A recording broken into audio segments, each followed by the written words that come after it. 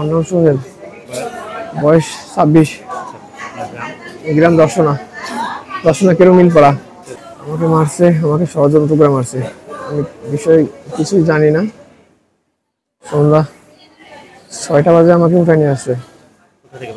জি, আমার বাসা থেকে উঠে নিয়ে এসছে আমাকে রাত 3টা পর্যন্ত মানে খুবই অত্যাচার করছে আমাকে রড দিয়ে আর পাইপ দিয়ে। রড আর পাইপের মায়ের শুধু আমাকে অতিরিক্ত রডের বাড়ি আর অতিরিক্ত পাইপের বাড়ি আমাকে দিছে। তারপরে আমাকে এইভাবে বেঁধে রাখছিল। বেঁধে রাখার পর সকালবেলা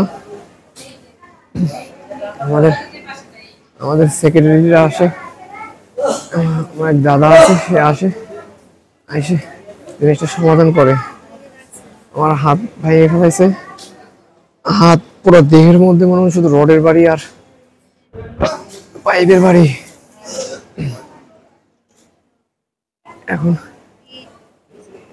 আমার খুবই অবস্থা খারাপ, আমার নিঃশ্বাসের সমস্যা হইতেছে। আমাকে বুকের মধ্যে আঘাত করছে, বুকের মধ্যে লাথি মারছে। মনে করেন 4-5 জন দারোয়ান সিকিউরিটি, ওরা সবাইকে তো চিনি না, হয়তো 2-3 জনকে চিনি। যারা যারা মারছে 2 জনকে চিনি। একজনের নাম শাহিন হাবিলদার উনি, আর হলো আরেকজন আছে শাহাবুল। উনিরা আমাকে শুধু মনে করেন বুকের মধ্যে মনে করেন বুট জুতা লাথি মারছে। আর যার যার মতো, এখন সবার তো দেখা যায় না, মনে করেন অনেকজন মিলে আমাকে মারধর করছে। পুরোটাই ষড়যন্ত্র। হয়তোবা আমার কোনো শত্রুতা ছিল না, কিন্তু হয়তোবা উনির ভিতরে আছে এরকম কোনো কিছু। শত্রুতা না থাকলে তো আমাকে এইভাবে মানুষ একটা মানুষকে মারে না। আমাকে যেভাবে মারছে, একটা মানুষকে কিভাবে মারে না। জি, আমি আমার ঊর্ধ্বতন কর্মকর্তাকে জানাইছি। জি, মামলা এখনো করি নাই, তো অবশ্য করবো। অভিযোগও করি নাই, এইসব কাগজপাতি তোলা হয়েছে, এখন করা হবে।